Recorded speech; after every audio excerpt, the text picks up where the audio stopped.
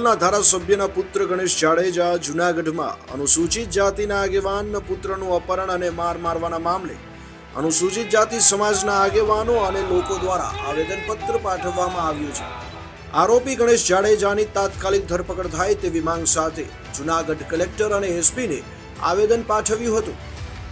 જૂનાગઢ એ division પોલીસમાં ગોંડલ ભાજપના નેતા જીરાજસિંહ જાડેજાના દીકરા ગણેશ અને તેના માણસો દ્વારા સંજુ સોલંકીને જૂનાગઢના કાળવા ચોકથી અપહરણ કરી માર માર્યાની ફરિયાદ દાખલ કરાઈ છે।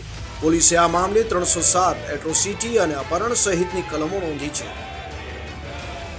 આજે અમારી નામદાર કલેક્ટર સાહેબ અને પોલીસ અધિક્ષક સાહેબની રજૂઆત હતી કે સરકારના ઈશારે સરકારની જે સરકારી ગુંડા ગેંગો છે એ ગુંડા ગેંગો રાજકોટ જિલ્લો નહીં ની હદો વટોળી, ગોંડલ તાલુકાની હદો વટોળી, રાજકોટ જિલ્લાની હદો વટોળી અને સાહેબ જુનાગઢ જિલ્લામાં આતંક ફેલાવવા માટે પહોંચી જાય છે। ત્યારે એમની સામે આ એફઆઈઆર ની અંદર ગુસ્સો કિકની કલમ દાખલ થવી જોઈએ।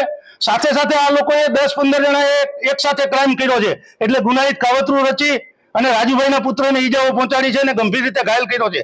ત્યારે એની સામે 120 બીબી દાખલ થવી જોઈએ। અમે વહીવટી તંત્રને ગુરુવાર સુધીનો ટાઈમ આપ્યો છે। ગુરુવાર સુધીમાં જો વહીવટી તંત્ર દ્વારા આરોપીઓને અટક કરવામાં નહીં આવે તો ગુરુવાર પછી સમગ્ર રાજ્યને દરેક તાલુકામાં દરેક જિલ્લાની અંદર દલિત સમાજ રોડ ઉપર આવી જશે અને જ્યાં સુધી આ ધારાસભ્યના નબીરા પુત્ર સરકારને ઈશારે આતંક ફેલાવતા આ ગુંડાઓને જ્યાં સુધી જેલના સળિયાની પાસે ધકેલવામાં નહીં આવે ત્યાં સુધી દલિત સમાજ શાંતિથી બેસવાનો નથી।